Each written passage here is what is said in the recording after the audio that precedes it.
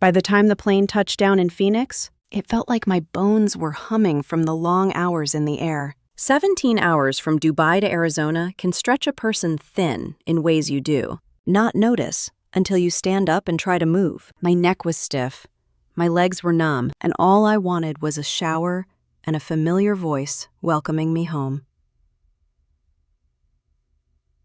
I kept telling myself that this trip was worth it. My sister was getting married. I had traded sandstorms and spreadsheets for red rocks and family hope. Maybe this time things would feel different. The terminal lights washed over me the moment I stepped off the jet bridge. People rushed past, dragging bags, calling relatives, already living in the rhythm of the day. I pulled my phone from my backpack, hesitating for a second before turning it on. My name is Rowan Hale, 29 years old, an Air Force financial officer, and for the past few years, I have walked into war zones with less anxiety than I sometimes felt walking into my parents' home. But today, I wanted to believe in something softer. I wanted to believe that coming home for my sister's wedding would mean something good. As the phone blinked awake in my hands, I glanced around the terminal. A couple hugged near a window. A man in work boots hurried toward baggage claim. A little girl in pink pajamas slept on her father's shoulder. Life felt loud and ordinary and warm.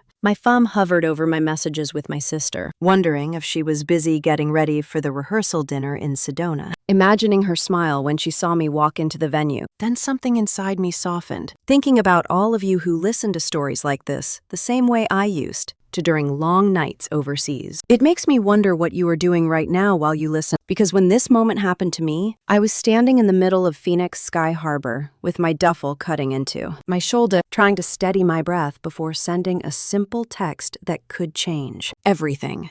If you feel like sharing, I would truly love to know where you are listening from. With that small courage, I typed a message to my sister. I told her I had landed and that I would see her soon.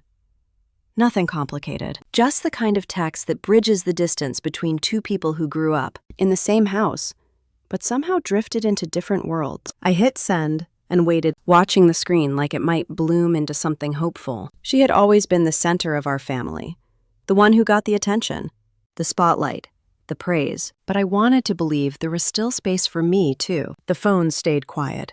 No dots, no reply. I chose not to take it personally, grabbed the strap of my bag, and began walking toward baggage claim. People jostled around me, dragging their lives through the terminal, while mine felt suspended in a quiet kind of hope. I checked the phone again when I reached the carousel, more out of habit than expectation.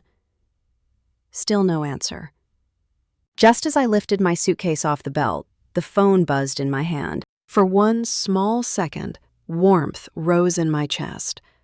Then I saw what it was. An incoming FaceTime from Taryn. I stepped out of the flow of people and accepted the call. Her face filled the screen, lovely and polished in a hotel room glow. But her eyes were not soft. They looked like glass left out in winter. Behind her, Mom and Dad stood shoulder to shoulder, perfectly still, their faces set in a kind of tight composure I'd seen before at fundraisers and charity galas. External perfection, internal tension. The room behind them looked expensive, too perfect, like a place where people rehearsed smiles. I told her again that I had just landed and that I could drive up to Sedona as soon as I got my luggage. My voice sounded hopeful in a way that made me feel suddenly foolish. Taryn did not answer. She blinked once, slowly, as if assessing something. Mom looked away. Dad folded his arms tighter. Then Taryn lifted her chin, leaned closer to the camera, looked dead to my eyes, and said the sentence that cracked my world open in one. Clean slice. Do not come to the wedding. You are not family anymore. The sounds of the terminal faded into a distant hum. I waited for Mom to step forward and soften the blow, for Dad to shake his head and say, this was a misunderstanding. Neither of them did. They stood there, silent, united, watching their eldest daughter cut me out of the picture like trimming the book, edge of a photograph. I felt my throat tighten, but my voice stayed steady. I said, okay, just that. Then I ended the call and let the screen go black. For a long moment, I stood still. People brushed past me, the airport loud and alive, while something inside me went quiet, in that heavy way grief moves. I picked up my suitcase and walked toward the sliding doors. I did not cry. I did not call back. The desert air outside felt warmer than the hotel room I had just seen. I had barely stepped onto the curb when my phone vibrated again. I ignored it. Then again. And again. The vibration became a pulse against my leg, relentless, building, insistent, like someone pounding on a locked door. When I finally pulled the phone from my pocket, the missed calls stacked upward faster than I could count. 10, 20, 40, 70. By the time the flow slowed, the number on the screen was 108. 108 missed calls from people who had just told me I was no longer their family. I stood there, under the Arizona sky, the sun lowering behind the roofs of parked cars, wondering what could possibly make them call me that many times after cutting me loose. I did not know it then, standing under the Arizona sky with 108 missed calls, lighting up my screen, but everything that happened in that airport traced back to a single phone call I had taken only a few days earlier while I was still in Dubai. I had been sitting on the edge of my bunk, peeling off my boots after a long shift, when my phone buzzed with Mom's name. Her voice came in sugary sweet, the way it always did when she wanted something. She told me the wedding accountant had suffered a minor stroke and had been admitted to a hospital in Flagstaff. No one knew when he would be able to work again, and the wedding budget needed someone trustworthy to take a quick look. She said it like it was a favor that would barely take me 10 minutes. Just a few files, nothing complicated, nothing that would interfere with my workload overseas. I remember trying to picture her face while I listened. Mom had a habit of smoothing her voice so much that her real feelings disappeared under it. I asked questions because that was my nature. When did this happen? Who else had access to the records? Was the wedding planner aware? Mom brushed every one of them aside. She said she trusted me more than any outsider, and that it would calm everyone's nerves if I confirmed everything looked clean. It was the word clean that snagged at me even then, though at the time I told myself I was imagining it. I opened the files that night, the glow of my laptop the only light in the room. Outside the window, the base was alive with generators and slow-moving trucks, a kind of mechanical heartbeat in the desert. I have looked at thousands of spreadsheets in my life, but the ones for my sister's wedding felt oddly heavy. I scanned the first few tabs and nothing looked alarming. It was the third tab that made me sit up straighter. A floral invoice had been overwritten with a higher amount. Not adjusted, not clarified, not noted. Overwritten. I checked the digital log. The edit had been made a week earlier. I kept going. Catering numbers had been padded. The music contract had a service fee that did not exist on the vendors. Official paperwork. Then I reached the tab titled Ambiance. Taryn had always loved making things sound luxurious. She had added an ambiance design fee worth $8,000, paid directly to her personal project account. No supporting documents. No vendor signature, just a line typed in clean black font, as if that made it legitimate. The next discovery sent a cold flush through me. A logistics adjustment of $12,000 attributed to Dad. I clicked through the notes, hoping I was misreading it. Adam had marked it as essential transportation costs, but the wedding planner's document showed that vendor deliveries were already covered in the original package. No extra vehicles were needed, no additional staff.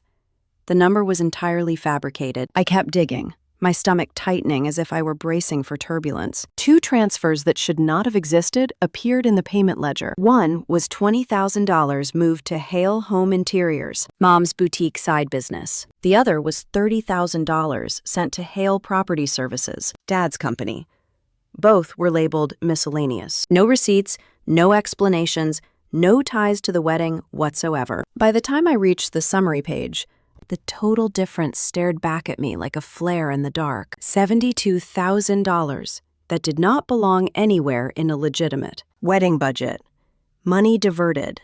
Money hidden. Money that would come directly out of the groom's family's pocket. For a long moment, I sat frozen, my fingers hovering over the keyboard. I could hear 2 of my coworkers laughing faintly down the hall, and the soft hum of the air conditioner above me. Everything ordinary kept moving, while something inside me shifted. It hit me slowly but with weight. They were not saving money. They were not covering an unexpected cost. They were using my sister's wedding to fill holes from their own failing business ventures. They had built a life on image for so long that they no longer cared who paid the price for it. And they had asked me, their daughter who worked in finance, to put my name on their mess. I pushed back from the desk and stood up, pacing the narrow room. The tile was cool under my feet. My hands were shaking. Memories rose. Memories of years where I had been told I was too serious, too blunt, too obsessed with details. Dad had always said I focused on the wrong things. This time, the wrong things were the truth. My truth was that $72,000 was not a rounding error. It was a fraud. I sat again and pulled the files closer. My job had never been to protect anyone from consequences. But looking at those numbers, I understood why Mom had spoken so gently on the phone. Why did she praise my reliability? They knew exactly what they were doing, and they wanted me to validate it. They wanted me to become part of their illusion. It made my chest ache in a place that had been tender for years. I did not want to believe my own family would use me like that, but the evidence was right there, in clean black and white. I stared at the spreadsheet again, waiting for a wave of doubt that never came. The truth had settled in, and there was no pretending otherwise. They were not afraid of losing money. They were afraid of being exposed. They were afraid of me. It was in that quiet moment, with the hum of the generator outside and the desert night pressing against the windows, that I understood something I had never fully admitted. My family had spent years shaping the world to fit their image. They twisted reality whenever it suited them. And someone like me, who dealt in facts and clarity and accountability, had become a threat without ever meaning to be. I closed the laptop slowly, as if shutting it too fast might cause the numbers to spill out. My hands were still trembling. I leaned back in the chair and pressed my palms against my eyes, breathing deep, steadying myself. I thought I had been helping with a few files. Instead, I had uncovered the real reason they would later tell me I was not family. I had stumbled straight into the truth they were desperate to hide. I stayed in that chair for a long time after I closed the computer, staring at the dark screen as if the numbers might rearrange themselves into something less painful.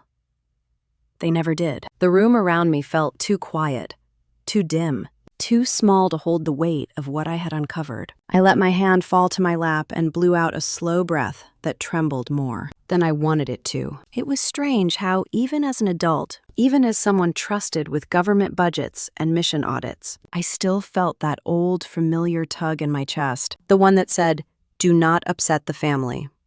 Keep the peace.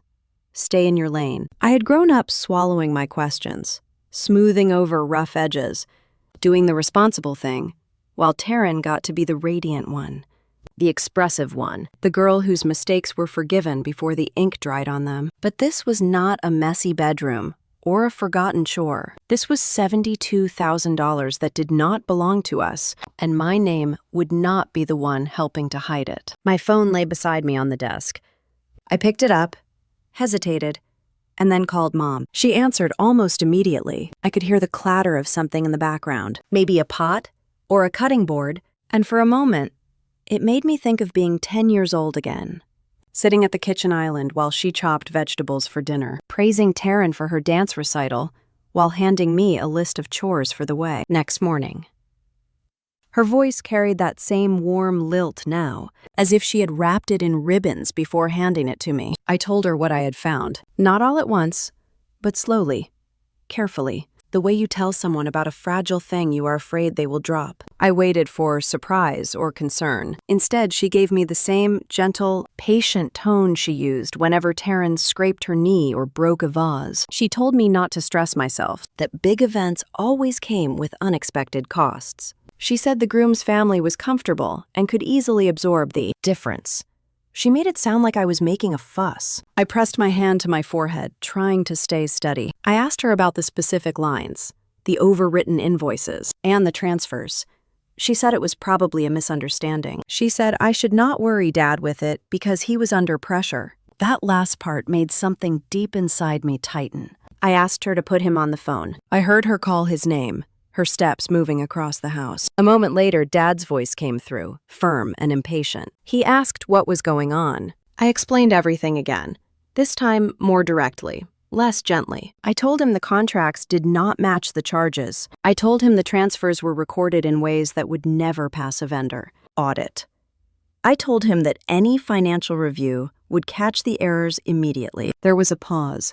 Then he let out a sharp breath and said it was a business strategy. He said the Groom's family had deep pockets, and if anyone deserved a break, it was us.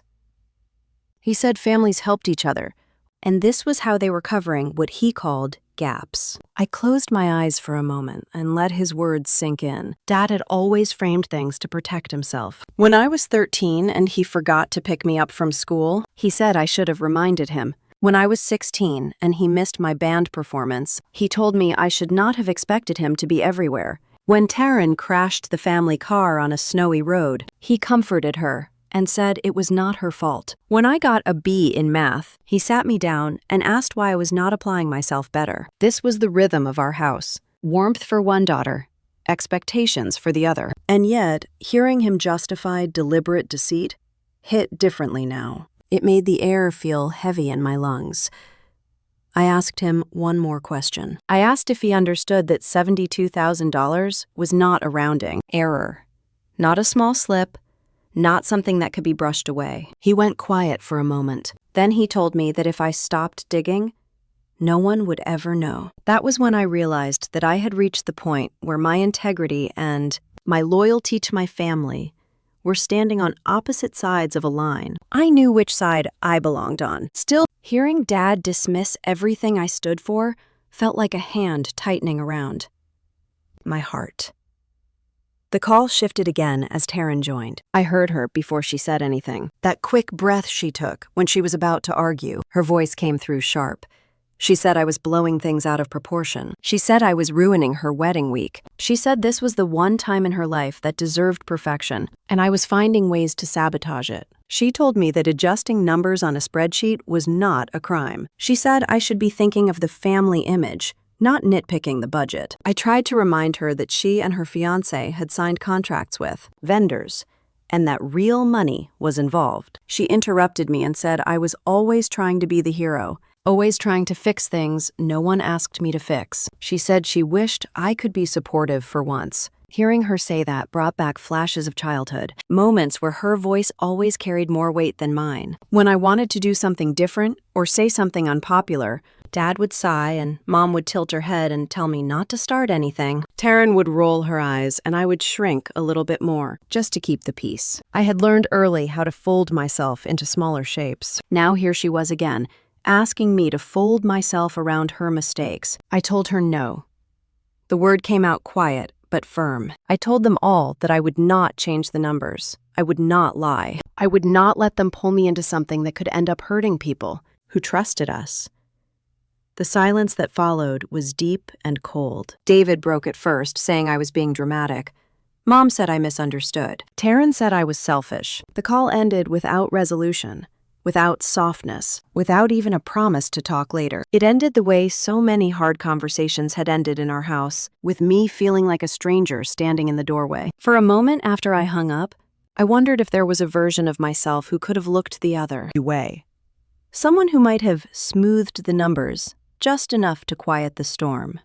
Someone who could slip into the pattern of our family, the way a person slips, back into an old coat even when it no longer fits. But that version of me did not exist anymore.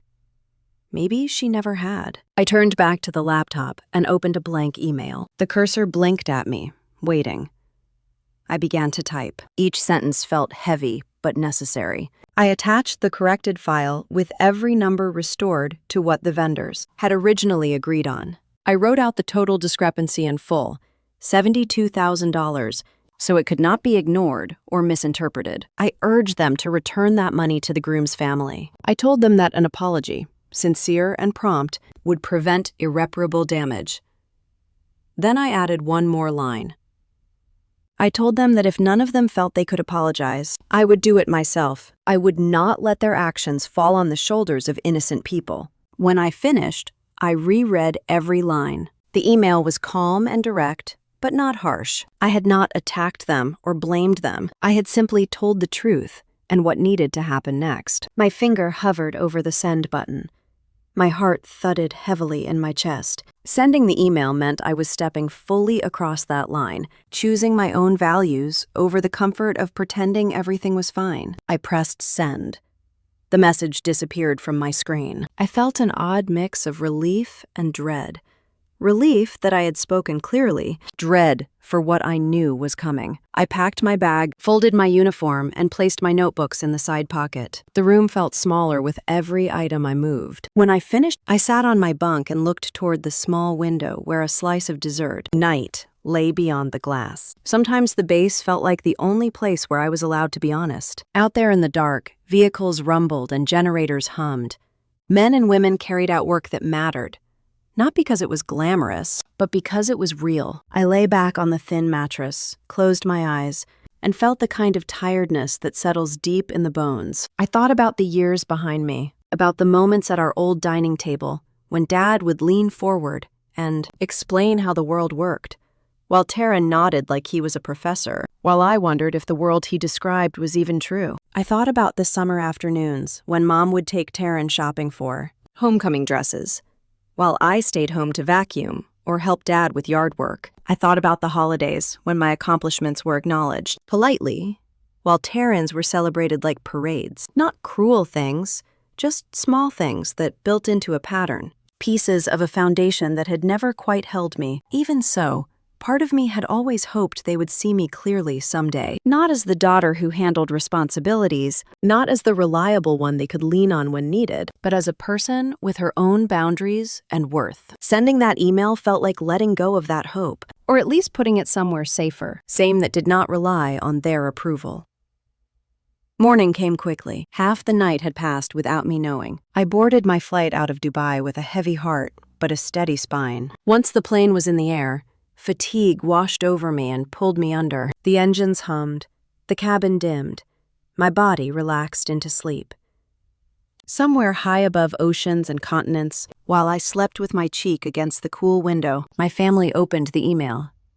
They saw the corrected numbers. They saw the full trail of transfers. They saw the $72,000 laid out plainly before them. They saw my suggestion that an apology might be the only way forward. They saw me stepping out of the role they had always assigned to me. The obedient daughter, the fixer, the quiet one. They saw the truth.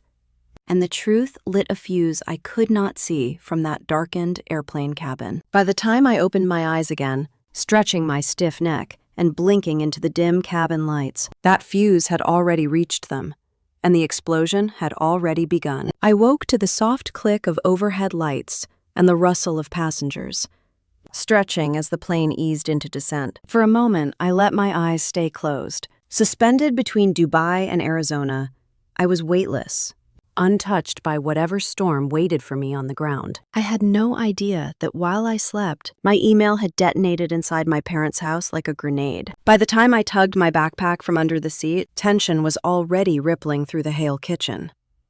Mom saw the file first. She stood at the counter with her reading glasses low on her nose, scrolling through the corrected spreadsheet I had sent, the real totals, the annotations, the clean comparison to vendor contracts, the $72,000 that could not be excused. Her first emotion was not guilt.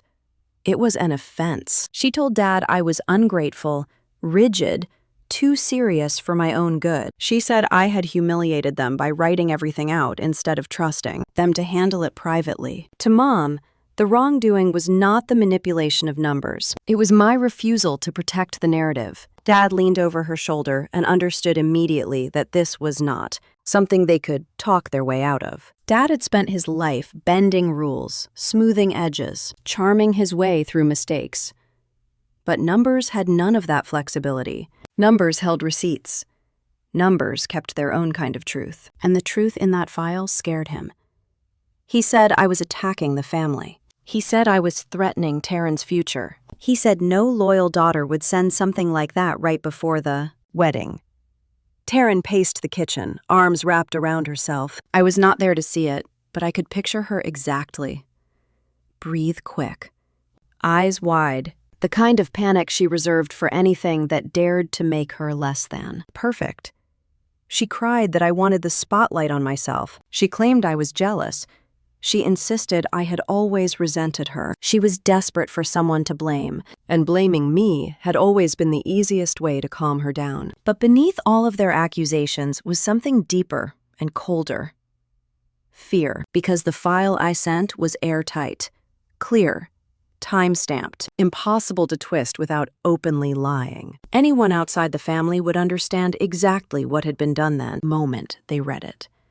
And that realization terrified all three of them. David began pacing just like Taryn, muttering about what would happen if the Groom's family saw the corrected totals. Vendors kept backups. Planners kept logs. Contracts were not suggestions. If anyone asked questions, the whole thing could unravel. And that unraveling would point in only one direction: their hands. Mom asked whether the Groom's family had access to the files. Dad said he was not sure. She asked whether the planner kept backups. Dad said probably. She asked whether I had already contacted someone in Sedona before sending them. Email. Dad snapped that he no longer knew what I was capable of. That line comforted her. It let her turn my integrity into a flaw. Taryn was the one who pushed them from panic into strategy. She said they had to control me. They had to get ahead of me. They had to make absolutely sure I did not speak to anyone outside the family. She was convinced that if I so much as hinted at the truth, the wedding would collapse. Mom and Dad absorbed that fear like gospel. The whole house trembled under it. Dad said I could not come to Sedona, not under any circumstances. He said I posed too much of a risk. Mom agreed instantly. Taryn felt relief bloom across her face. Removing me from the wedding felt like removing the threat. That was the moment the three of them made a decision together. They would cut me out. Not because of what I did, but because of what I knew. As they discussed logistics, Mom wiped the same spot on the counter again and again, as if scrubbing harder might erase the evidence. David spoke in the cold, clipped tone he used in business negotiations. Taryn checked her reflection in the microwave door, smearing the streaks of mascara under her eyes. Then Mom's phone buzzed. She glanced down, expecting something simple, a timeline update, a vendor confirmation. Instead, she froze. She handed the phone to Dad with shaking fingers. It was an email from the Groom's family. They said they had noticed a discrepancy between the original floral invoice and the revised total. They asked whether the planner had made changes or whether there was an error in the shared file. They said they wanted clarity before approving final payments. Dad read it twice. His jaw locked so tightly the muscle near his ear twitched. Mom whispered, "Oh no." Taryn backed away from the counter as if distance could protect her, because that single question was enough to crack the entire foundation. Dad snapped into action. He said they needed to respond quickly and confidently. They needed to blame clerical errors. They needed to point to the hospitalized accountant. They needed to create doubt before anyone looked too closely. But the tension in his voice betrayed him. He knew the truth was catching up. Mom asked how much the Groom's family could see. Dad did not know. She asked whether the planner might check the logs. Dad did not know. Taryn said none of that mattered if I showed up and opened my mouth. The air in the room shifted. They needed me to be silent. Mom said they should call me as soon as I landed. Dad said they needed to keep a united front. Taryn said if I dared to involve myself, she would end our relationship entirely. She said it like a threat, like a line drawn in permanent ink. David said it was settled. I was not allowed at the wedding. I was not to speak to the Groom's family. I was not able to speak to the planner. I was to stay out of Sedona completely. And to them, this felt reasonable, because they believed the real danger was not what they had done, but that I might refuse to lie to them. While they crafted their story around the table, the Groom's family sent another email. This one, more point. They asked for the original invoice to compare to the revised numbers. That was all it took for the panic to ignite into full flame. They were terrified, cornered, united in their decision to silence me. And miles above the ocean, in a plane dim with sleeping passengers, I rested my head against the cool window and drifted in and out of dreams, unaware that by the time my feet touched Arizona soil, my place in the Hale family would already be erased. Da stood in the middle of the kitchen, the Groom's second email glowing on his phone like an emergency flare. And even though I was still somewhere above the Atlantic when it arrived, I can imagine the exact way he read it.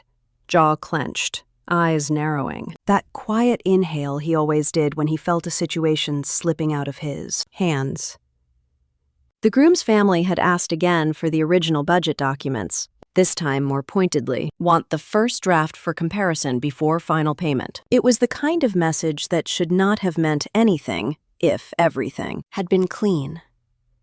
But it was not. Mom pressed one hand to her chest, the same gesture she used when her anxiety ran ahead of her. She said the groom's mother must have spoken to someone. She asked Dad if he was sure I had not called them from Dubai before sending the revised spreadsheet. Dad said no one could be sure. Then he said something about me being unpredictable. The moment he said the word, silence stretched across the room like a drawn wire. Taryn insisted that if I had talked to the groom's family, she should have heard something by now. She said she had been checking her messages. She said the groom had texted her goodnight as usual and never hinted at anything being wrong. Mom corrected her quickly, pointing out that families often kept concerns quiet before bringing them up face to face. That thought made Taryn pale. The idea of a confrontation at her rehearsal dinner seemed to make her stomach turn. While they spoke, the undercurrent was fear. They all felt it. They knew it appeared as a simple request for clarification, but to people who carried secrets, every question looked like an accusation. The kitchen felt smaller with each new possibility. Dad loosened his collar and walked to the window, staring out at the backyard like he might find answers in the dark. He said that if the groom's parents truly suspected something, they would not stop at asking for spreadsheets. They would start calling vendors. They would ask the planner for logs. They might even bring their own accountant into the discussion. Taryn began pacing again, muttering that she could not handle anything going wrong now. She said she had spent months perfecting this weekend. She said she deserved a wedding without drama. She never once mentioned the money. She never asked whether what had been done was right or wrong. She focused only on what might happen to her image. Mom opened her own laptop, scrolling through old invoices, squinting at each one like she could force the numbers to behave differently under her gaze. She said the adjustments were normal. She said every event required tweaks. She said that people overreacting before the wedding was common. Dad shot her a look that cut through the air. He reminded her that the changes were not minor. They were not extra candle rentals or last-minute linens. The numbers could not be smoothed over with soft language. They reflected choices, big choices, choices that were now in writing. Before Mom could answer, Taryn's phone buzzed loudly on the counter. All three of them turned toward it. The screen showed a text from the wedding planner, Rhea. The message preview was short, but sharp enough to slice through the kitchen. It said she had questions about the revised totals and needed to confirm some things before releasing the final program to the groom's family. Taryn unlocked her phone with trembling fingers. She read the entire message, then blinked at it like she hoped the words would rearrange themselves. She told Mom that Rhea noticed discrepancies between the floral totals and the ambiance package, and that the numbers in the catering section did not match the vendor's final invoice. She said Rhea also asked whether someone had overwritten the file without notifying her. Dad cursed under his breath. He said wedding planners were too sharp for their own good. He said they noticed everything. Mom told him to lower his voice because Taryn was already on the verge of tears. She moved to her daughter's side and rubbed her shoulders, telling her everything would be handled. But her eyes kept darting toward Dad, urging him to come up with a solution. David returned to the table and sat heavily, tapping a finger against the wood. Tap, tap, tap. The same rhythm he used when calculating risk. He said if the planner suspected anything deeper, it would only be a matter of time before she asked for earlier versions of the budget. He said if she got them, she would immediately see the additions. He said that was why the situation needed to be contained quickly. Taryn said they needed to call me. She said they needed to make sure I knew not to talk to anyone. She said they needed to get ahead of whatever I might say. David nodded, but his expression tightened. He said calling me too early might tip me off. He said I might dig my heels in if I sensed panic. Mom pushed back, insisting that silence was dangerous. She said no one knew what I was thinking. She said I might already be planning to speak to the groom's parents once I landed.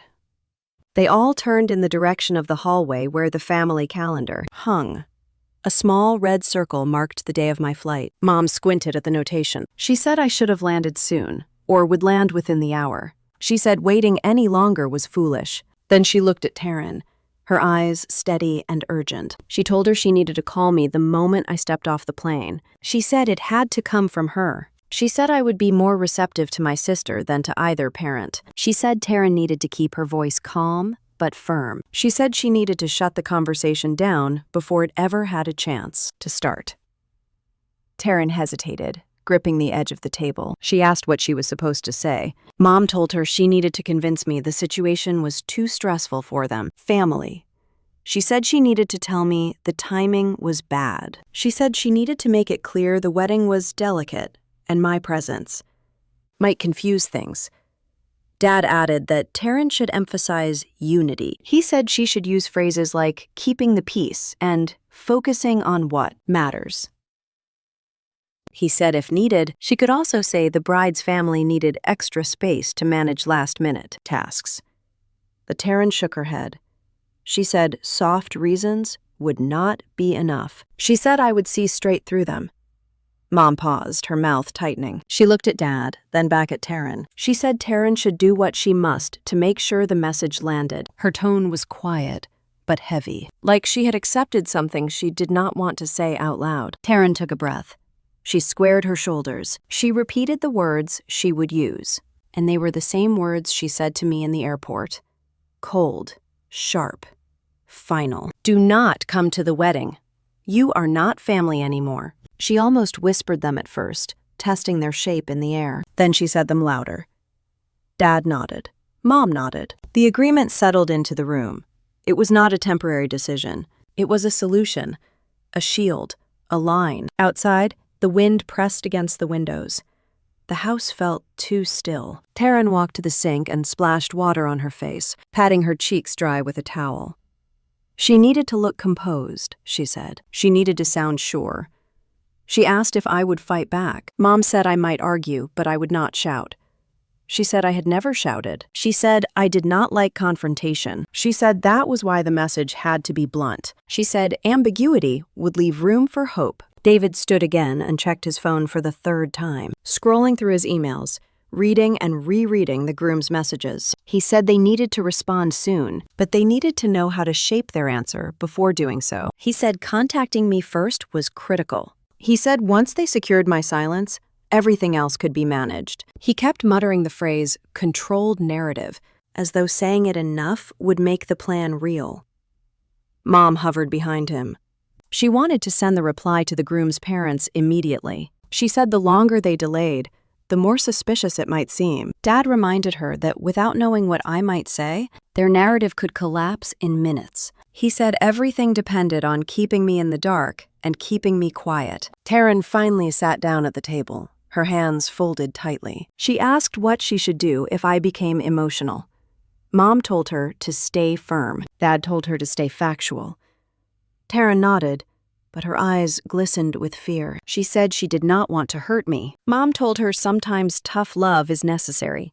Adam told her the family needed protection. Then, as though on cue, Taryn's phone buzzed again. Another message preview from Rhea appeared. This time it said she needed clarification urgently. The word urgently lit up the screen, throwing a soft glow across the kitchen tile. It pulled a quiet gasp out of all three of them. Dad reached for the phone with a stiff movement. He skimmed the message silently, his eyebrows drawing together. He did not read it aloud. He simply set the phone down and said that the planner was already seeing patterns. He said delays would only deepen her questions. He said it needed to be handled. Now. Mom began pacing again. She said they needed to get ahead of everything. She said they needed to stop speculation before it started. She turned to Taryn with a decisive look. Call her the moment she lands. Do not give her time to think. Do not give her time to talk to anyone. Shut it down at the start. This cannot go any further. Taryn rubbed her palms on her jeans and nodded. She asked whether they should prepare a message draft or speak freely. Dad said speaking freely was better because it would sound more sincere. Mom said sincerity was not the goal. Certainty was. Taryn nodded again, repeating the plan under her breath like it was a prayer. David finally responded to the groom's second email, but not completely. He wrote saying they would forward the documents shortly, and that a few minor adjustments had been made by staff without final approval. He said he would send a clean file once confirmed. His hands shook slightly as he typed. When he pressed send, a strange quiet settled over the room. Taryn checked the time. She said I should be landing soon. Dad told her to keep her phone in her hand. Mom told her not to soften her tone. They gathered around the kitchen table, all 3 phones in front of them, waiting. The room hummed with tension. The decision had been made. The course was set, and somewhere above the ocean, still unaware of the storm gathering beneath my feet, I slept through the last peaceful moments before everything changed. I stood there, under the Arizona sky, the sun lowering behind the roofs of parked cars, wondering what could possibly make them call me that many times after cutting me loose. I did not know it yet, but the truth was already shifting beneath us, and none of us were standing on steady ground anymore. The heat rose from the concrete in soft waves, the kind that blur the edges of everything if you stare too long. My suitcase sat by my leg, the little wheels locked in place. I could hear the hiss of buses pulling away from the curb, and the distant rumble of planes taking off again. People going somewhere, anywhere, while I stood rooted with a phone full of missed calls and a heart that could not decide whether to race or freeze. For a few seconds, I did not touch the screen. My thumb hovered over it, but I did not tap into the call log again. I already knew the number. 108 missed calls. It did not take that many tries to say you were sorry. It did not take that many tries to explain yourself. That kind of persistence meant something else. Desperation. Control. Fear. All the things my family had always tried to keep disguised under well-planned dinners and carefully staged smiles. The jet lag sat heavy behind my eyes, but my mind was strangely clear. I replayed the FaceTime call in my head as if it were a scene from a movie, one I had watched too many times. Taryn's flawless hair, the soft hotel light behind her, Mom and Dad standing silent in the background. The way Taryn's mouth had shaped the words that closed a door in my face. Do not come to the wedding. You are not family anymore. My own voice, too steady for the crack I felt inside, answering with one small word. Okay. I could have collapsed right there. I could have dropped my bag and sunk to the curb and let the long hours and the longer years roll through me. Instead, a strange calm spread through my chest. It was not comfortable. It was not peace. It was more like the stillness that comes right after a loud argument, when everyone runs out of words and you are left with whatever truth remains in the quiet. Behind that quiet, my mind started filling in blanks. I knew my email would have reached them while I was sleeping on the plane. I knew they had read every line. I knew they had seen the $72,000 spelled out, the transfers, the corrections. I knew they had heard my offer to apologize on their behalf. The calls they were making now were not about inviting me back into their arms. They were about damage control. Later, I would learn just how fast everything was unraveling on their side. While I was still somewhere over the ocean, the groom's parents had sent their second round of questions, politely asking to review original invoices against the revised totals. While I was half asleep in my cramped seat, the groom's mother had noticed that the floral invoice looked suspiciously inflated. While I walked through the terminal in Phoenix, dragging my bag toward the sliding doors, the wedding planner, Rhea, had been texting Taryn about strange discrepancies in several sections of the budget. I did not know all of that yet, but I knew my family. I knew how quickly they turned fear into blame. I knew how easily they could convince themselves that I was the problem, not the choices they had made. I had grown up watching them smooth over uncomfortable truths with pretty language. I had been asked too many times to let things go for the sake of appearances. I unlocked my phone and opened my messages. The first string of missed calls belonged to Taryn, one after another, spaced a minute or two apart, like she was trying to force her way through the silence. Then came Mom's attempts, bunched close together as if she had taken the phone from my sister between sobs or lectures. Then I saw Dad's calls, fewer but spaced out, like he had stepped away, tried to think of the right words, and then lunged in again. There were also voicemails. Little red dots lined up in a row. I did not listen to them. Something in my gut told me exactly what they would contain. Taryn's voice veers between tears and anger, Mom pleading and scolding in the same breath. David, low and stern, warning me not to step out of line. I had heard those patterns all my life. I did not need them replayed here, standing on a sidewalk watered with oil stains and tire marks. Instead, I pulled up my text thread with Cade. His last message said he was almost at the airport and had parked in the short-term lot. He had sent a small joke about the traffic and asked if I wanted coffee or just a straight shot out of Phoenix. My throat loosened a bit at the thought of his steady presence. After months overseas, the idea of someone being glad to see me, just me, felt like a lifeline. I sent him a quick note that I was outside near the pickup area and described the column I was standing by, more out of habit than necessity. The phone vibrated immediately with his reply. He was on his way from the parking garage and would be there in a few minutes. Simple, solid, no drama. As I slid the phone back into my hand, another call from Taryn buzzed across the screen. The name flashed large and insistent, framed by the same sisterly photo we had taken years ago when things between us still felt salvageable. I watched it ring. 5 seconds. 10. 15. The green button waited for my thumb. I let it go. The call ended, then started again, this time from Mom. I could have answered.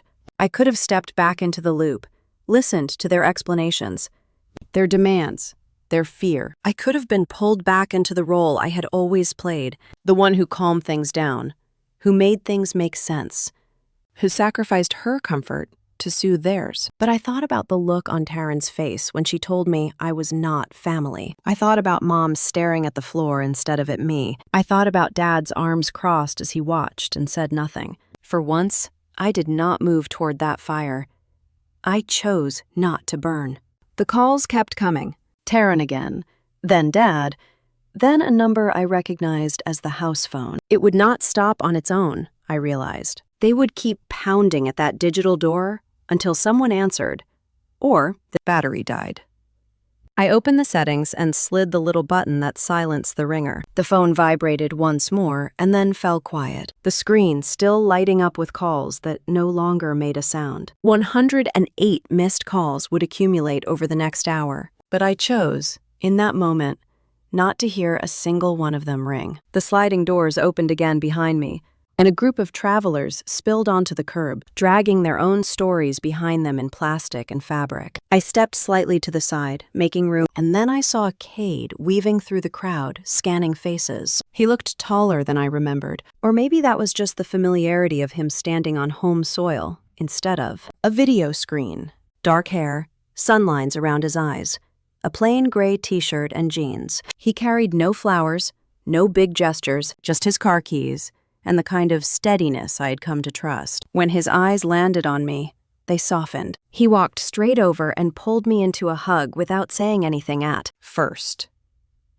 I let myself lean into it, feeling the solid press of another human being who did not want anything from me, except myself. For a few long seconds, the noise of the airport faded into the background again, this time not from shock, but from the comfort of having someone who felt like a safe place. "You look exhausted," he finally said, his voice low and warm. I could hear the concern without needing him to dress it up. "Long flight," I answered, pulling back. I tried to sound casual, but something in my tone made his eyes search my face a little closer. He glanced past me to the suitcase, then to my hand, still gripping the phone. "Is everything okay at home?" he asked. "They know you landed." I swallowed and shrugged, looking down at the black screen that still flashed missed call notifications, without sound. "They know," I said. Then, because lying had already done enough damage in my life, I added, "They called. A lot." "How many is a lot?" he asked gently. I hesitated, then exhaled. 108 missed calls, I said, saying the number out loud for the first time. It sounded ridiculous in the open air, like something that belonged in drama rather than real life. He let out a low breath and shook his head. "That sounds like a lot more than just checking if you landed okay," he said. "Did something happen?" I thought about how much to say right then, within earshot of strangers, and under the watchful eyes of security cameras and curbside attendants. I thought about summarizing it, about saying there had been some tension over the wedding plans. But tension was too soft a word for what had just happened. Instead, I met his gaze and said quietly, "They told me not to come to the wedding." They told me I am not family anymore. His jaw tightened so subtly that someone else might have missed it. He did not jump immediately into anger on my behalf, did not start cursing my parents or asking why. He just looked at me. Really looked, like he was trying to measure the size of the blow and how far it had sunk into me. "Do you want to sit in the car before we talk about it?" he asked after a beat. "You look like you have been standing up for too long." I nodded. The tiredness was catching up with me again, wrapping around my ankles like wet sand. We grabbed my suitcase together and headed toward the parking garage, the wheels bumping over every crack in the sidewalk. The sun was lower now, painting everything in that burnt orange light unique to Arizona evenings. As we walked, my phone remained silent in my hand, buzzing with no sound every time another call failed to break through. I could see their names flashing in the corner of my vision, like ghosts of a life that had always expected me to turn back toward it, but I did not. In the stairwell of the garage, cool air brushed against my overheated skin. Our footsteps echoed up the concrete, and with every step away from the curb, I felt a tiny thread loosen inside me. Not snapped, not yet, but loosened. I had spent so many years tightening myself around their expectations that this small slack felt foreign. We reached his car on the 3rd level. It was nothing fancy, an older sedan with a slight dent in the back bumper. But to me, at that moment, it looked like a vessel waiting to carry me someplace not defined by my family's choices. Cade opened the trunk, lifted my suitcase inside, then moved to the passenger door and held it for me. Once I was seated, he closed the driver's door, and the world quieted further. The cramped space of the car somehow more intimate than the airplane cabin had been. I set my phone face down on my lap, not ready to look at it anymore. "Do you want to block them for a while?" he asked softly, "or at least turn that thing all the way off." I studied the dark screen. I could power the phone down. I could cut the last line of live connection between me and their frantic attempts to pull me back into their narrative. But I knew I might need the messages later. Proof of how far they had pushed. Evidence of the fear that had driven them. So instead, I slid it into my bag and zipped it closed. I said, "Silent is enough for now," I said. "I know exactly what they are saying without hearing a word of it." Cade nodded, started the car, and pulled out of the space. As we wound down the ramps of the parking garage, the last bit of evening light caught the edge of my reflection in the side window. I looked older than when I had left Dubai, not in years, but in some other way that settles in the eyes when a person finally stops, trying to belong somewhere that keeps rejecting them. Below us, the airport continued on, full of reunions and departures, and all the tiny dramas of travel. Somewhere in that hum, my family was staring at their own screens, seeing my silence as its own kind of answer, fill it with their worst assumptions. They were certain I was angry. They were certain I would talk. They were certain I was on my way to Sedona to tell the groom's parents. Everything. They did not know that I was leaving the airport in a different direction, entirely. The ringer on my phone turned off, my face cool. My decision was made. For the first time in my life, their panic did not dictate my next move. Cade drove with one hand on the wheel, glancing over at me every few minutes as if making sure I was still upright. Phoenix stretched ahead in soft streaks of dusk, that familiar warm glow settling over the city. I watched the road blur beneath us and felt something loosen inside me. Not relief, not yet, but space. A small crack of air in a place that had felt tight for years. My phone sat muted in my bag, vibrating against the fabric every few seconds. I did not need to see the screen to know who it was. Mom would be spiraling. God would be furious. Taryn would be panicked, grasping for anything to stop her life from spinning out of control. But for the first time, their voices stayed outside my reach. The silence, though weighted, felt steadier than the noise I grew up with. When we reached Cade's house, the sun had dipped behind the roofs, leaving a pale blue wash across the street. Penny, his dog, bounded toward us the moment we walked inside. She nudged my leg, tail pressing slow arcs in the air. I knelt and let her lean her warm body into mine, her presence grounding me. I had spent years walking into rooms where my arrival shifted the air in tense ways. Penny only brought softness. But my bag kept vibrating, over and over. Persistent. I poured a glass of cold water and let the coolness settle into my palms. Cade asked gently if I wanted to talk yet. I told him not now. He nodded without pressing and walked into the living room, giving me space to land. While I leaned against the counter trying to steady my breath, an entirely different scene unfolded in Sedona. Later, I would hear about it in pieces. But at that moment, while I stood barefoot in Cade's kitchen, the groom's family began pulling apart the truth. Around 7 in the evening, the groom's father gathered everyone staying at the rental house. He told them something was wrong. Too many invoices did not match. Too many numbers shifted without explanation. He was not a dramatic man, but he was meticulous, and meticulous men do not dismiss discrepancies. He called the floral company first. The owner, who had done weddings for more than 20 years, confirmed the original totals and said she had never issued revised invoices. She had never doubled charges, never altered quantities. She forwarded her entire thread to the groom's father while they were still on the phone. The room grew quiet.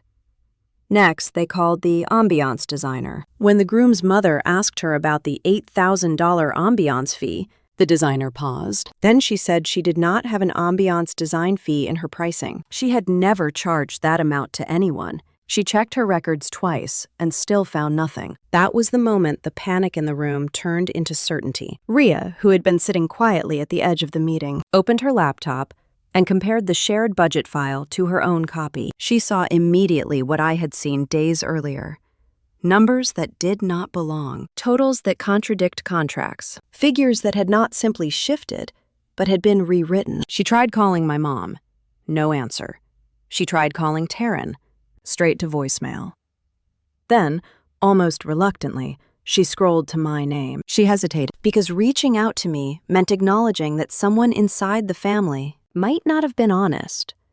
But she pressed call anyway. Back in Cade's house, my phone buzzed uselessly inside my bag, each vibration muffled by canvas. Rhea left a voicemail telling me she needed clarity, that the groom's family was demanding answers she could not provide. Her voice shook by the end. She hung up, returned to the table, and told the groom's father they should request the system logs from the shared folder. He agreed immediately. Those logs would show everything. Every edit, every timestamp, every digital fingerprint. When the logs arrived, no one spoke for a long time. 9 separate edits. 9 changes over the past several weeks.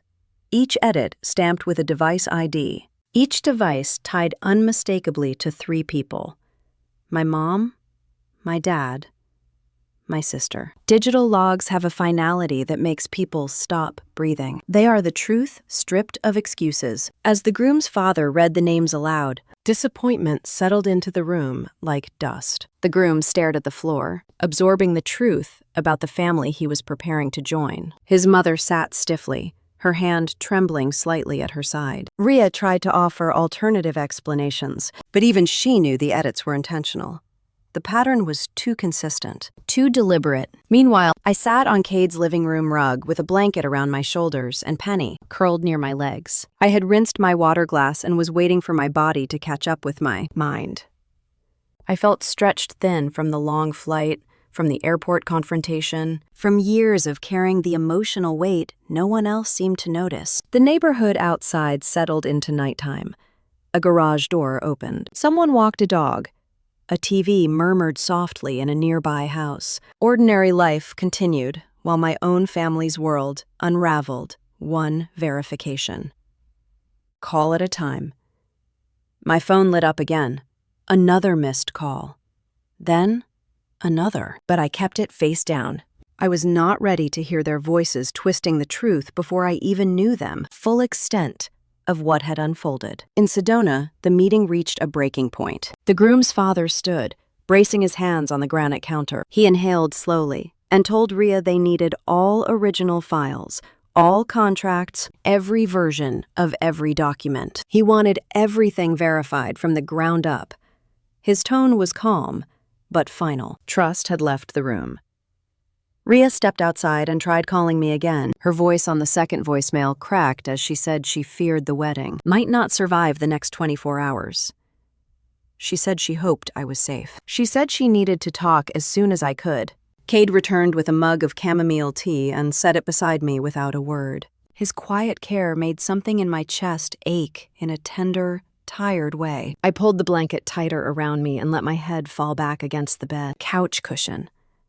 I felt drained, but strangely clear. My family had always believed silence kept their world intact. They counted on secrets, on rearranged narratives, on everyone playing their roles. They believed if I stayed quiet, they could bend reality as they pleased. But the truth had not required my voice. It had revealed itself through their own actions, their own edits, their own fingerprints on every altered line. And as I sat there, with Penny breathing softly against my leg, and Cade watching me with quiet concern, the lesson settled into my bones. I had not destroyed anything. I had simply stopped carrying the weight of their lies. My phone vibrated again, a faint tremor against the blanket. I did not reach for it. The night felt still, oddly peaceful, like the pause before a storm finally breaks open. And somewhere in Sedona, the truth they had tried so hard to bury was rising to the surface, untouched by anything I had done. And the truth, now free from the shadows, was only beginning to surface. I woke up in Cade's guest room with my mouth dry and my limbs heavy, the kind of weight that comes from more than jet lag. Sunlight pushed through the blinds in faint stripes. For a moment, I let myself imagine it was an ordinary morning. But then the memory of the airport snapped back into place. The FaceTime call. The words are not family anymore. The 108 missed calls that had piled up afterwards. My phone sat buried in my bag like something toxic. When I finally pulled it out, the screen filled with missed calls, voicemails, and messages. I did not open any of my family's texts. Instead, I saw Ria's name, steady and familiar in the chaos. She had left 2 voicemails. In the first, she said the Groom's family had reviewed invoices and found mismatched totals. Vendors were denying the higher charges. She had checked the budget file logs and saw 3 names repeated: my mom, my dad, and my sister. The second voicemail was shorter. The Groom's parents had called a meeting at the resort that morning. They wanted answers about the missing $72,000. Ria said she believed I might be the only one willing to tell the truth. I sat on the edge of the bed after the message ended, staring at the floor. My family had cut me out before I had spoken a single word to anyone outside our household. Yet now the nightmare they feared was unfolding. Not because of me, but because of what they had done. When I called Ria back, she answered instantly. I explained everything that had happened in Dubai, the contracts, the discrepancies, the corrected file I had emailed to my parents. I told her I had not contacted the groom or his family at any point. She said that matched the logs. Every edit after the accountant's hospitalization came from devices tied to my parents and to Taryn. She said the groom's father had seen the logs and had not taken them lightly. Then she asked if I would come to the resort, not to pick sides, to make sure the numbers were represented honestly. I agreed. In the kitchen, Cade turned from the coffee maker and took one look at my face. I told him about the invoices and the meeting in Sedona. He did not ask if I was prepared. He only asked if I wanted him to drive. The road north unwound in long stretches of desert and rising red rock. My phone sat face up in my lap, lighting up with messages from Mom, Dad, and Taryn. I did not open any of them. I only watched their names appear and disappear, wondering whether they were begging, threatening, or both. The resort parking lot was crowded, but the atmosphere felt muted. The lobby buzzed with low whispers. Staff spoke in hushed tones. Bridesmaids sat tensely in matching robes, and no one smiled.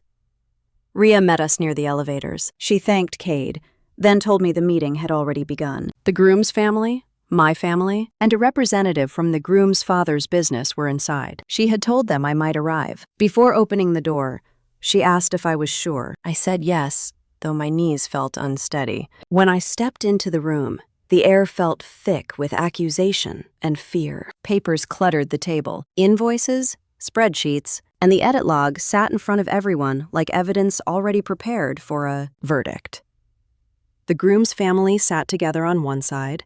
The groom's father wore reading glasses low on his nose. His expression was calm, but edged with disappointment. His wife sat straight, her hands neatly folded. The groom looked exhausted, as if he had been awake all night. On the other side sat my parents and Taryn. Mom's mascara had streaked. Dad leaned back with crossed arms, his jaw rigid. Taryn looked pale and tense, her shoulders hunched. The groom's father asked me to sit. His voice was measured as he explained the inconsistencies they had found. Vendors had confirmed the inflated charges were not theirs. He held up the log from the budget file and said plainly that they needed to understand why invoices had been altered and why $72,000 had appeared. Dad spoke first. He blamed confusion after the accountant's health emergency. He implied that the accountant's previous work might have created the inconsistencies. The groom's father pushed the log toward him and pointed at the timestamps. All edits were made after the accountant had gone into the hospital. He read the names associated with those edits. My mom, my dad, Taryn. Silence followed. Mom began to cry, insisting she had only been trying to help. She said she trusted Dad and Taryn to manage the budget. Her explanations tangled into apologies that did not clarify anything. Taryn lifted her chin and said weddings were fluid. Costs changed. The groom's family was wealthy enough that the adjustments should not matter. Then she turned toward them and said, "None of this would have happened if I had not gone digging." She accused me of years of jealousy, claiming I had wanted to expose something that was not my business. The groom's father looked at me, waiting. I took a slow breath. For years, I had been conditioned to shrink in moments like this. Not today. I said my mom had asked me to review the budget from Dubai because of the accountant's hospitalization. I said I had compared every line to the real vendor contracts and found severe discrepancies. I said the extra $72,000 did not match any legitimate charges. I said I corrected the file and emailed it to my parents privately, recommending they return the funds and offer an apology. I said I had never contacted the groom's family or any vendors. Ria added that the logs confirmed my version. My corrections had been overwritten by later edits made from my family's devices. The groom's mother asked gently why I had not come to them immediately when I noticed the problem. I told her the truth. I had hoped my family would choose integrity on their own. I did not want to embarrass them. I never imagined they would turn that hope into ammunition. The groom's father folded his glasses and asked my parents directly where the extra money had been intended to go. Dad said it was complicated, that they were under financial pressure, that they had invested so much into raising us that they felt they deserved some latitude. The groom's father said misrepresentation was not grace. It was dishonesty. Mom tried again, crying harder, saying they had been overwhelmed and had made mistakes but never meant harm. She tried to turn it into a story of sacrifice. The groom spoke quietly. He said he did not doubt their stress, but he doubted their choices. He said trust mattered in marriage, and this shook that trust at its foundation. Taryn's anger flared. She accused me again, saying I had destroyed her wedding and humiliated her. I turned to her and said I had not destroyed anything. I had only stopped covering it up. The groom's mother closed her eyes, as if finally seeing the entire picture. The groom's father nodded, then said they could not move forward with the ceremony. The foundation between the families was cracked. They needed time to reassess everything. The groom told Taryn he loved her, but he could not ignore what had happened. He said they needed to postpone the wedding indefinitely. Taryn reached for his hand. He pulled away. Word spread through the resort immediately. Guests packed their suitcases. Some cried, most whispered. A weekend meant for celebration dissolved into quiet exits. When the groom's family left the room, the groom's mother gave me a small nod. It hurt and comforted me all at once. I stood to leave. My legs wobbled, but I stayed upright. Dad reached me before I reached the door. His face was bright red, eyes burning with a rage that had nowhere else to go. He pointed at me and shouted that I was no longer his daughter. His voice echoed down the hallway. Mom sobbed. Taryn stared at me with a mixture of shock and bitterness, but the words did not break me. I saw my dad clearly for the first time. A man who tied love to obedience. A man who used family as leverage. A man who could not survive the truth. Cade appeared in the doorway. His steady presence grounded me. I turned from my dad, from the table covered in evidence, from the wreckage of a wedding that had collapsed under its own lies. I walked out of the room, out of their story, out of their control. And for the first time in my life, step away felt like stepping toward something honest. I walked out of that room with Cade beside me, his presence steady even though neither of us said a word. The resort hallway felt strangely hollow, like sound had been drained from it. Behind the closed door, my dad's voice still echoed in my mind. "You are no longer my daughter." It had been meant to break me. Instead, it felt like something inside me had finally stopped clinging to the idea that he would ever be different. Outside, Sedona's red rocks burned under a bright sky, calm and beautiful. Nothing like the chaos unfolding inside that resort. We reached Cade's car and pulled out of the parking lot. I watched the buildings shrink in the rear mirror until they disappeared behind the curves of the road.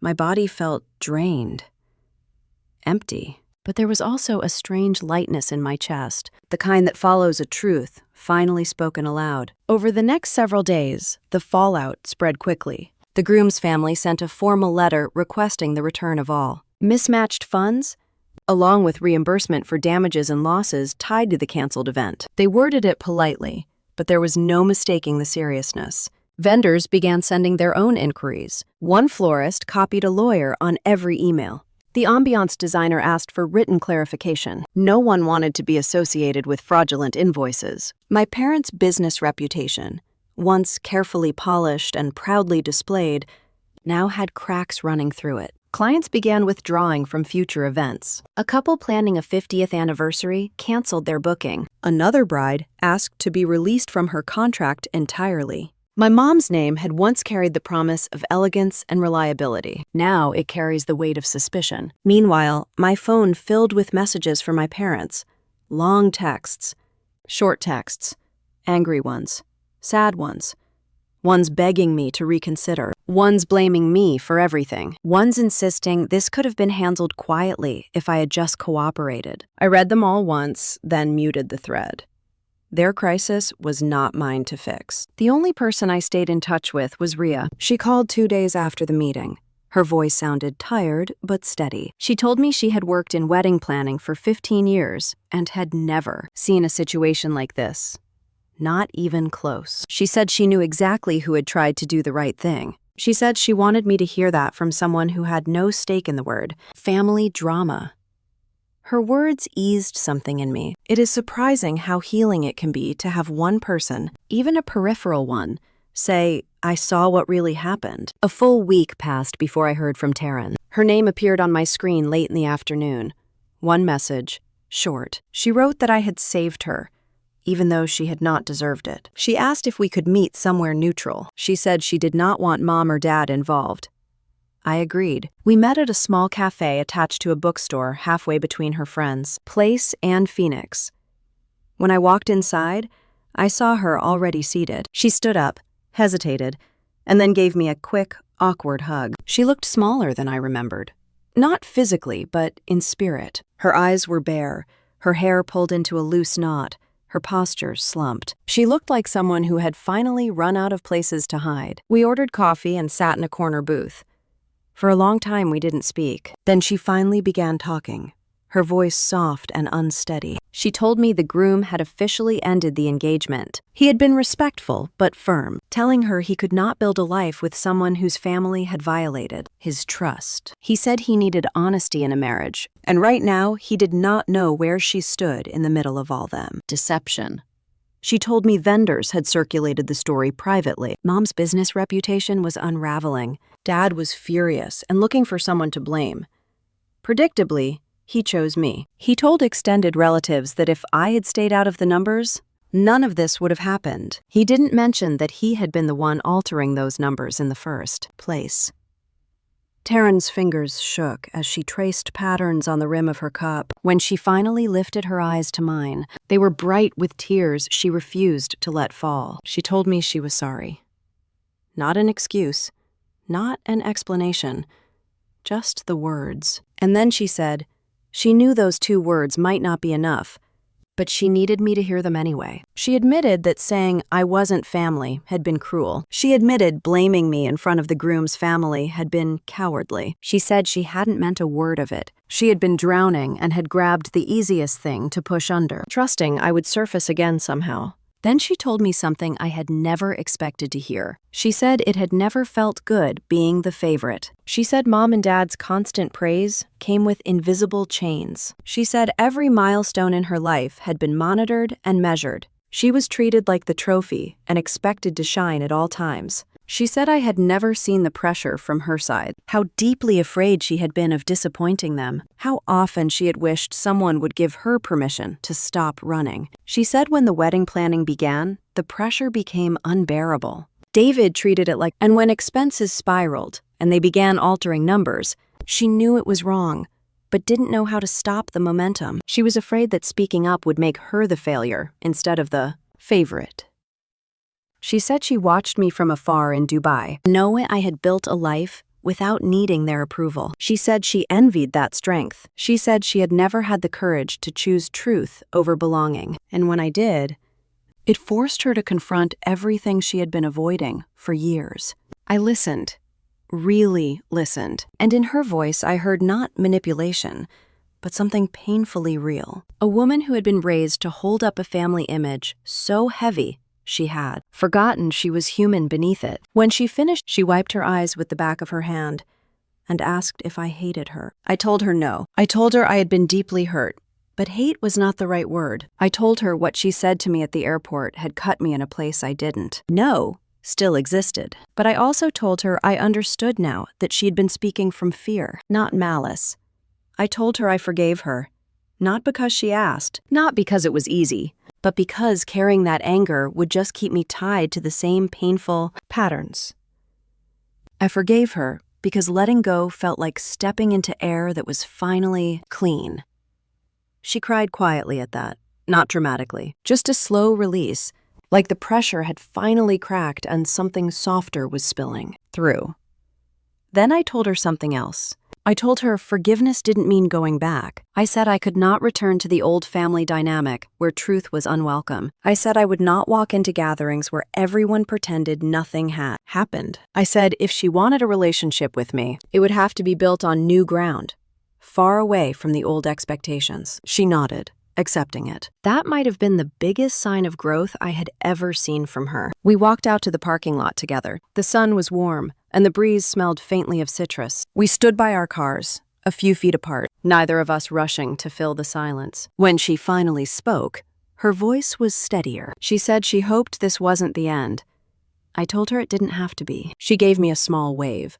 I returned it. Then we both got into our cars and drove in different directions. It wasn't dramatic or painful or loud.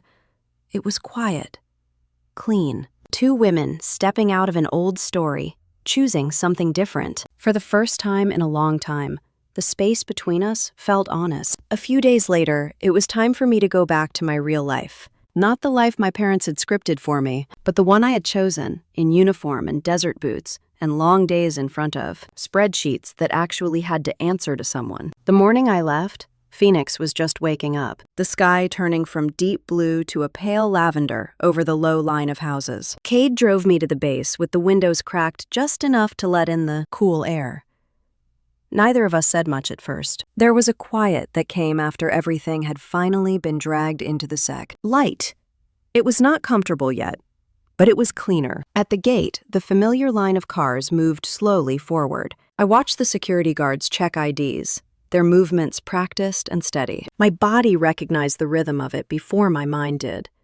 This was my world. Rules written down instead of constantly changing based on who felt offended. When we parked in the small lot near my building, Cade turned off the engine and sat there with his hands on the steering wheel. For a second, I thought he was going to give me some long speech about resilience and strength. Instead, he just looked over at me, his eyes soft and tired, and asked quietly if I was really all right.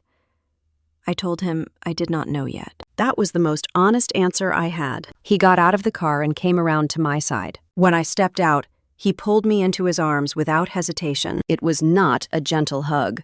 It was tight, almost fierce, the kind of hold you give someone when they walk off a plane from a combat zone.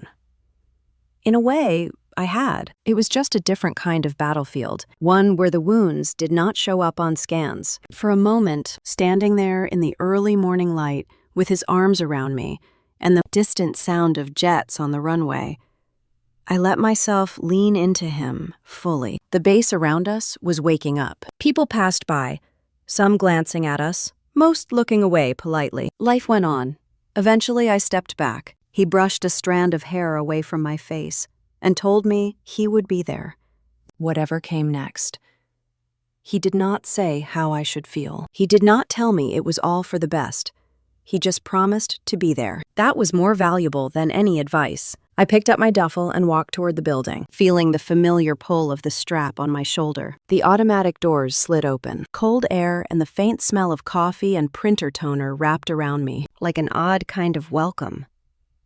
Work absorbed me in the way numbers always had. There were budgets to reconcile, training schedules to review, end-of-quarter reports to update. The Air Force did not care that my dad had disowned me in a conference room in Sedona. The spreadsheets still needed to balance. The fuel still had to be paid for. People still expected their paychecks on time. In the quiet moments between tasks, I checked my personal email. I had muted the family group thread on my phone, but email was harder to ignore. It sat there, a list of subject lines that looked almost harmless until I read the names. Attached. One message from Mom caught my eye. The subject was simple. Just my name. Inside, the words sprawled across several paragraphs. She wrote that she had not slept much since the wedding weekend. She wrote that she regretted letting things get so far. She wrote that she never should have stood by while Taryn told me I was not. Family. She admitted that when I sent that first corrected file, a part of her had known I was right, but fear had pushed her to follow Dad instead. She said she was sorry. She said she hoped someday I would find it in my heart to forgive her. I read the email through twice, feeling my chest tighten and loosen in turns. There was sincerity in her words, but also the same thread of self-pity I had grown up hearing. She did not ask how I was. She did not ask what their choices had done to me. She mostly talked about her own pain. I did not reply, not out of cruelty, but because I had finally learned that every answer I gave my mother became a tool she could twist without even realizing it. I needed more distance before I stepped into that particular conversation again, if it ever happened. I heard about Dad through other channels. Families love to gossip about their own damage. An aunt called one of my cousins, who messaged me later just to make sure I knew the latest headline. The Groom's family had consulted a lawyer. There had been talk of a lawsuit, of damages, of reputational harm. David, faced with the possibility of a drawn-out legal fight he could not afford, had chosen the path he always swore he would never take. He wired the full $72,000 back. No creative explanations, no half measures, just a transfer that quietly acknowledged what he would never say out loud. The money had never been his. The Groom's family agreed to treat it as a settlement and walked away. They wanted their lives back, not a prolonged war. Their son had his heart to heal. Their daughter-in-law almost had her own work to do. The Hales and the Groom's family went their separate ways, bound now only by a story none of them would brag about at dinner parties. Our extended relatives, the ones who used to fawn over Dad at barbecues and praise Mom's taste in centerpieces, began shifting their positions. Some of them called me quietly to say they always knew something was off. That made me smile without humor. People love to announce they saw the storm coming after the roof has already blown off. A few told me they thought I'd gone too far, that family should keep problems inside the house. I listened until they finished, and then reminded them that I had tried. I had sent a private file and a private warning. I had given my parents every chance to fix this quietly. They had chosen pride instead. Taryn and I exchanged a few more messages after our coffee. Short ones. She told me she was looking for an apartment on her own, without Mom or Dad's money. She told me she had started seeing a therapist, which might have been the bravest sentence she had ever sent. She asked about my work, about Cade, about whether the base still smelled like jet fuel and old coffee. I told her yes, it did. We did not become best friends overnight. Years of patterns do not dissolve with one honest conversation. but there was a calm in our exchanges that had never been there before. No competition, no measuring. Just two women slowly figuring out how to relate as individuals rather than as roles assigned by our parents. One evening, near the end of my leave, I walked out to the little overlook not far from the base housing. Arizona has a way of showing off at sunset. The sky that night was streaked with deep orange and soft pink, fading into purple over the distant line of mountains. The air was warm, but not punishing, a gentle heat that wrapped around my shoulders like a shawl. I stood there with my hands in my pockets and let my mind wander back over the past few weeks.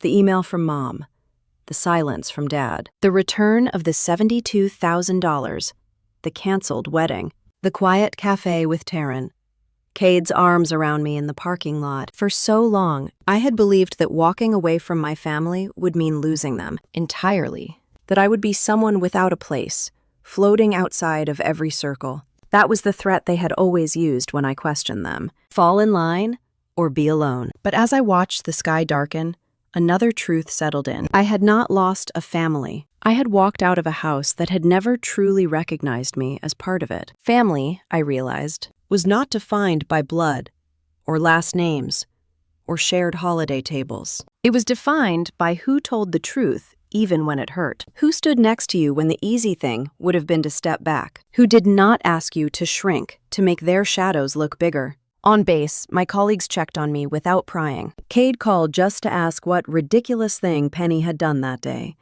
Taryn sent a photo of the tiny apartment she had just signed for, proud of her own name on a lease. These were the threads of a new kind of family. Chosen. Earned. Real. The old story, the one where my value depended on my usefulness to the Hale image, had burned away in the harsh light of what they tried to hide. What remained was simple and solid. I was still me. I was still standing. I was building something honest from the ground up. The sun slipped lower, painting the last line of clouds a burning gold. I felt that familiar ache in my throat that comes before tears. But this time, they did not fall. I just breathed, slowly and deeply, letting the evening air fill my lungs. In my head, I heard the words form, clear and steady. I did not lose my family. I escaped a place that never really treated me like family in the first place. If you are still listening, maybe some part of my story feels close to something you have lived. Maybe you have had to stand up to people who shared your blood, but not your values. Maybe you have learned, the hard way, that protecting yourself is not betrayal. It is survival. If you have ever been told you were too much or not enough for your own family, remember this. Silence can be power, and truth can be the loudest revenge. Tell me in the comments what integrity means to you and where you are listening from. I would truly love to know.